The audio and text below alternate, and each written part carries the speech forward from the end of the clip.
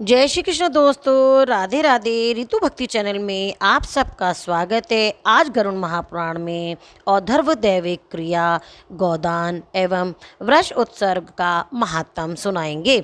गरुड़ ने कहा, हे विभो, मृत्यु को प्राप्त कर रहे दुखित व्यक्ति के द्वारा जो दान दिया जाता है उसका फल क्या होता है? स्वस्थ अवस्था में और विधिहीन जो दान दिया जाता है उसका क्या फल होता है? श्री कृष्ण भगवान ने कहा, हे पक्षी श्रेष्ठ, स्वस्थ चित्त वाले मनुष्य के द्वारा दान में दी गई एक गाय, रोगी पुरुष के द्वारा दान में दी गई 100 गाय, मर रहे प्राणी के द्वारा दान में धन को छोड़कर दी गई 1000 गाय तथा व्यक्ति के मर जाने पर विधिवत पुत्र पौत्र आदि के द्वारा दान में दी गई 1,00,000 गायों के बराबर हो जाती है। तीर्थ एवं पात्र के समायोग से यथाविधि एक ही गोदान कर दिया जाए तो वह अकेली गौदाता को 1,00,000 गोदान का पुण्य प्रदान कर देती है। हे खगराज, सत्यपात्र को दिया गया दान दिन दिन बढ़ता जाता है। दाता के दिए हुए दान को यदि ज्ञानी ग्रहण करता है तो उसे पाप नहीं लगता। विष और शीत का अपहरण करने वाले मंत्र और अग्नि क्या दो भाजन होते हैं। अतः प्रतिदिन सत्यपात्र को विशेष उस उद्देश्य की पूर्ति के लिए दान देना चाहिए। अपने कल्याण की इच्छा करने वाले व्यक्ति को अपात्र को कुछ भी नहीं देना चाहिए। यदि कदाचित अपात्र के लिए गौ का दान दिया जाता है तो वे दाता को नरक में ले जाता है और अपात्र ग्रहीता को 21 पीढ़ियों के सहित नरक में ढकेल देता है। हे खगेश, जिस प्रकार से अपने हाथ से भूमि में निवेश किया गया धन मनुष्य के आवश्यकता अनुसार जब वे चाहें काम में आ सकता है, उसी प्रकार अपने हाथ से किया गया दान भी देहांत अंतर में प्राप्त हो जाता है। निर्धन होने के बाद भी अपुत्र व्यक्ति को मोक्ष की कामना से अपनी और्ध्व दैविक क्रिया अवश्य कर लेनी चाहिए।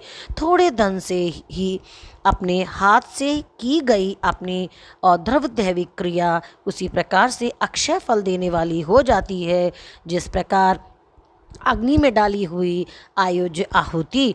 दान लेने के योग्य व्यक्ति को ही शैया, कन्या एवं गौ का दान देना चाहिए और यह भी ध्यान रखना चाहिए कि 2 शैया एक को ना दी जाए, 2 कन्याएं एक को ना दी जाएं तथा 2 गाय भी एक को ना दी जाएं। इसका आशय यह है कि भली भांति गौ पालन में समर्थक, गौ पालन के प्रति आस्थावान तथा दान लेने योग्य प्रतिगृहीता को ही गौदान करना चाहिए।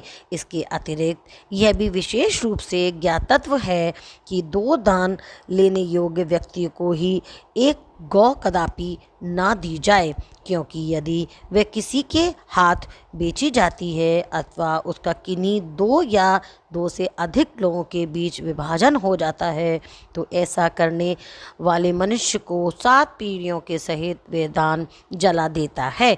अतः इस नश्वर जीवन में समस्त और्ध्व दैविक कर्म स्वयं संपन्न कर लेना चाहिए। पातः के रूप में दिए गए दान आदि को प्राप्त करके प्राणी उस महापरायण के मार्ग में सुखपूर्वक जाता है। अन्यथा पाथेय रहित जीव आत्मा अनेक प्रकार का कष्ट झेलता है।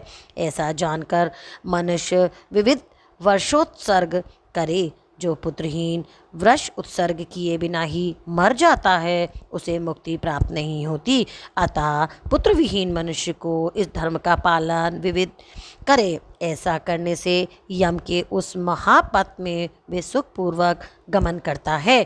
अग्निहोत्र, विभिन्न प्रकार के यज्ञ और दान आदि से प्राणी को वे सद्गति प्राप्त नहीं होती है जो गति वृष उत्सर्ग से प्राप्त होती है। समस्त यज्ञों में वृषोत्सर्ग यज्ञ श्रेष्ठतम है। इसीलिए प्रयास करके मनुष्य को भली भांति वृष उत्सर्ग संपन्न करना चाहिए।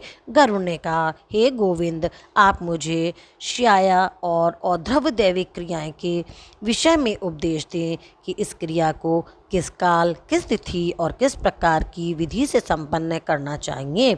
इसको करके मनुष्य क्या फल प्राप्त करता है, इसे भी आप मुझे बताइए। हे गोविंद, आपकी कृपा से तो प्राणी मुक्त हो जाते हैं। श्री कृष्ण भगवान ने कहा, हे पक्षेन, कार्तिक आदि मास में सूर्य के दक्षिणायन हो जाने पर शुक्ल पक्ष की द्वादशी आदि शुभ तिथियों में, शुभ लग्न और मुहूर्त में तथा पवित्र देश में समाहित चित्त होकर विधिज्ञ शुभ लक्षणों से युक्त सत्यपात्र ब्राह्मण को बुलाकर जप, होम तथा दान से अपने शरीर का सर्वप्रथम शोधन करे। उसके बाद वे अभिजीत नक्षत्र में ग्रहों और देवताओं की विविध पूजा करके विभिन्न वैदिक मंत्रों से यथाशक्ति अग्नि में आहुति प्रदान करे।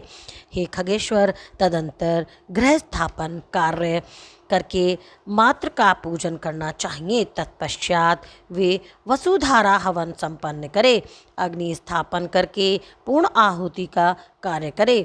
इसके बाद शालिग्राम को स्थापित कर वैष्णव श्राद्ध करे। वस्त्र आभूषणों से वृक्ष को सुसज्जित करके उसकी विविध पूजा करनी चाहिए।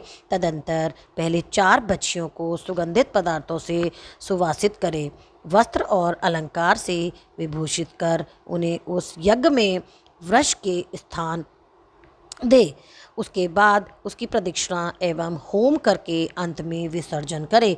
तत्पश्चात उत्तर अभिमुख होकर इस मंत्र का उच्चारण करना चाहिए। हे धर्म, पुरा काल में ब्रह्मा ने आपको वृक्ष के रूप में निर्मित किया है। आपके उत्सर्ग के प्रभाव से मेरा भव सागर से उद्धार हो। इसके बाद पवित्र करने वाले शुभ मंत्रों से विधि पूर्वक वृक्ष को अभिषिक्त करके 3 क्रीडंती इस मंत्र से वृक्षोत्सर्ग करे। पुनः रुद्र नामक कुंभ के जल से उस नील वृक्ष का अभिषेक करना चाहिए।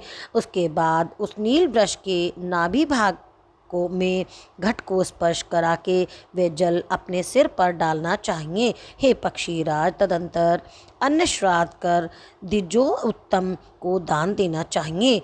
इन कार्यों को करके जलाशय पर पहुँचे और वहाँ जल अंजलि क्रिया करे। मनुष्य को अपने जीवन में जो वस्तु प्रिय हो उसका यथाशक्ति वहाँ पर दान करना चाहिए। वृक्षोत्सर्ग करने पर न्यूनता पूरी हो जाती है। मृत व्यक्ति इससे भली भांति तृप्त होकर यमलोक के कठिन मार्ग में सुखपूर्वक गमन करता है, इसमें कोई संदेह नहीं। सदैव दान आदि की क्रियाओं में अनुरक्त मनुष्य यमलोक का दर्शन तक नहीं करते हैं। जब तक प्राणी का एकादशः श्राद्ध नहीं किया जाता तब तक अपने द्वारा दिया गया दान अथवा दूसरे के हाथ से दिया गया दान न इस लोक में प्राप्त होता और न परलोक में ही प्राप्त होता। हे गरुण, श्रद्धा भाव पूर्ण प्राणी को क्रमशः 13, 7, 5 तथा 3 पद दान करना चाहिए।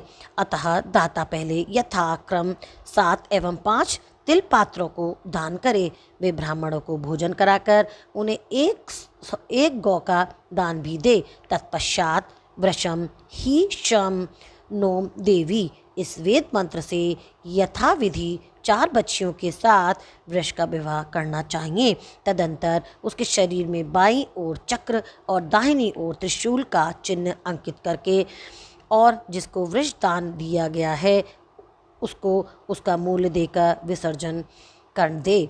बुद्धिमान व्यक्ति को एकोदिष्ट विधान के अनुसार क्रमशः प्रयत्नपूर्वक 11 और 12 श्राद्ध करना चाहिए। सपिंडीकरण के पहले 16 श्राद्ध संपन्न करे।